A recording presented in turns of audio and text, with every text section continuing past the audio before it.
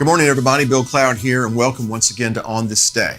Today is the third day of Adar, and it was on this day in 1949 that the first permanent government of the State of Israel assumed office.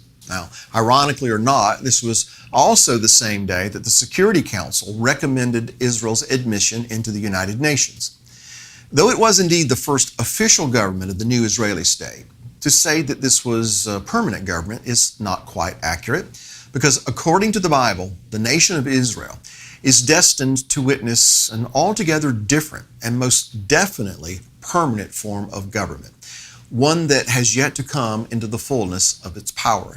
But the prophet Isaiah sheds some light on this coming government and administration when he wrote this in Isaiah chapter 9, beginning in verse 6.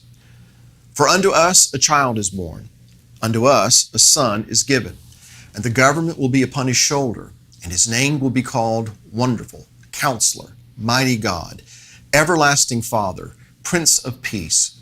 Of the increase of his government and peace, there will be no end upon the throne of David and over his kingdom, to order it and establish it with judgment and justice from that time forward, even forevermore.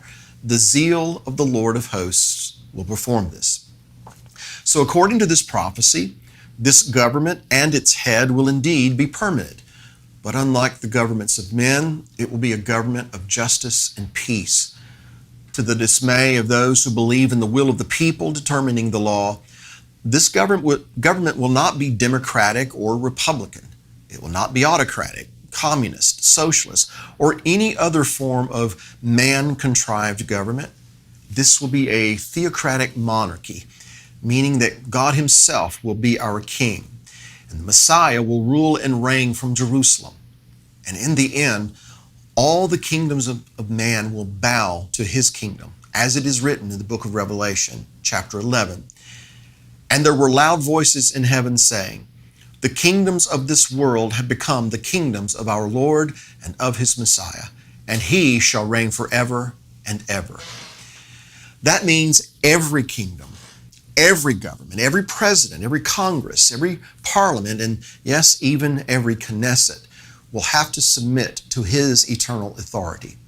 At that time, no more will men make laws that oppress, enslave, and manipulate those who are being governed, but all men will be bound to keep his righteousness and his just laws, the laws of the one and only God.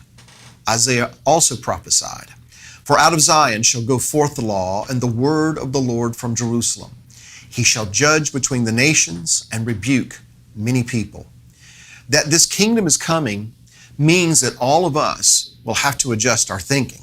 We'll have to adjust our way of doing things, and we'll have to conform to his way.